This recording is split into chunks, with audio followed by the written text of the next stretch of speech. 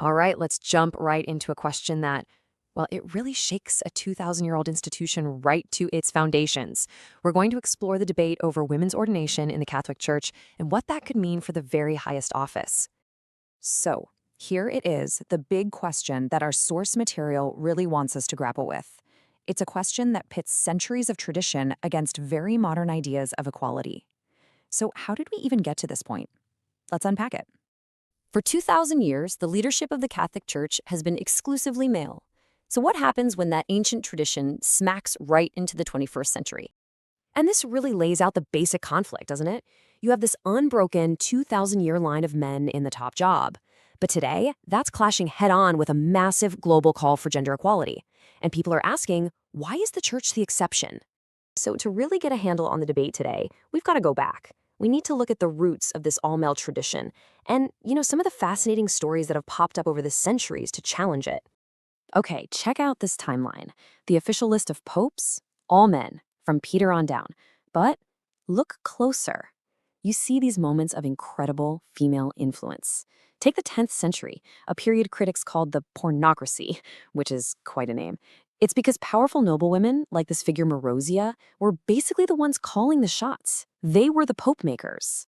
And you can't talk about this without mentioning the legend of Pope Joan. I mean, what a story, right? A super smart woman in the 9th century who allegedly dresses up as a man, climbs the ladder, and gets elected pope.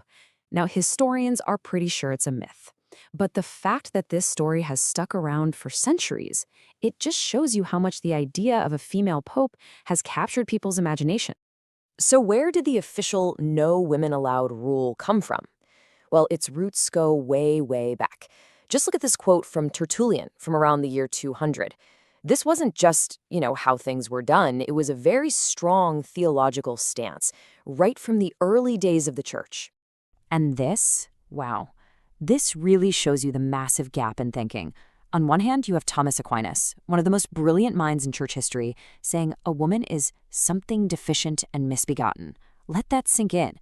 And on the other hand, you have modern society, where the basic idea is just men and women shall have equal rights. The entire worldview couldn't be more different. All right, let's flip the coin and look at the arguments for change. Because people who want to see women ordained, they're not just looking at modern society, they're going right back to the Bible and saying, hey, wait a minute, there's a different story here. And this is a really big deal. In the New Testament itself, you find these powerful women in leadership roles. The Apostle Paul gives a shout out to Junia, calling her famous among the apostles. He calls Phoebe a diakonos, a deacon. These weren't just followers, these were respected leaders in the early church. And then you get to this verse from Galatians. This is really the theological heart of the argument for equality. There is no longer male and female, for all of you are one in Christ Jesus. I mean, that is a revolutionary statement. It says that in the eyes of the faith, all those old divisions, gender, social status, they're just gone. So that leads to a really powerful question, right? If baptism makes every single believer equal in Christ, how can you then turn around and say, oh, but ordination, that's different? That creates a new dividing line based on gender. For those arguing for change, it just doesn't add up. It feels like it goes against the whole promise of baptism. But for all these theological arguments, you run into a brick wall. And that brick wall is the official law of the Catholic Church. Yep, Canon 1024. It's written right there in the Code of Canon Law, crystal clear. Only a baptized man validly receives sacred ordination. So this isn't just about custom or tradition anymore. It's literally the law. And then in 1994, Pope John Paul II seemed to slam the door shut for good. He issued this statement saying the church has no authority whatsoever to ordain women. And he said this judgment was to be definitively held. I mean, that sounds pretty final, right? For a lot of people, that was case closed. But, and this is where it gets really interesting, you rewind the clock just about 30 years, and you have another pope, John the 23rd, writing that every human being has the right to choose their path in life, and he specifically includes taking up the priesthood. And he ties this directly to women participating more in public life. So you've got two popes and what seems like two very different messages. And that creates a huge problem, a kind of infallibility dilemma. If these are both supposed to be infallible statements from popes, but they seem to contradict each other, what does that mean? It leads people who want change to ask, is this teaching really as unchangeable and infallible as we've been told? So that brings us to today. What does the future look like? Well, despite the official stance from the Vatican, this debate it's hotter than ever. There are major movements inside the church pushing hard for reform. And just take a look at these numbers. This is from the recent Synodal Way in Germany.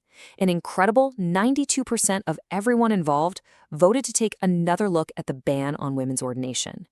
But here's the real shocker, 82% of the bishops voted yes. That's huge. This is clearly not some fringe idea anymore. And a lot of this momentum is coming from the ground up. You have powerful grassroots movements like Maria 2.0, where women have literally gone on church strike. And huge Catholic women's groups have been on this for decades. They've totally flipped the question on its head. They're saying, stop asking us to justify why women should be included. You need to justify why they're still excluded.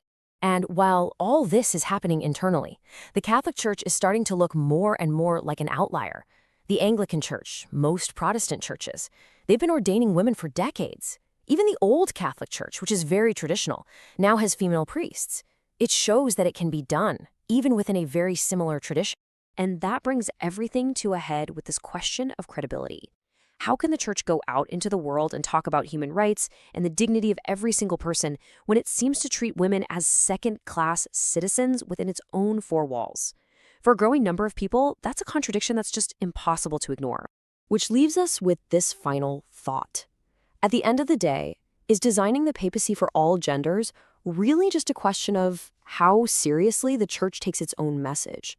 Is it about fully living up to that core belief in the equal dignity of all people in Christ? That's the question that's on the table now, and it's a big one.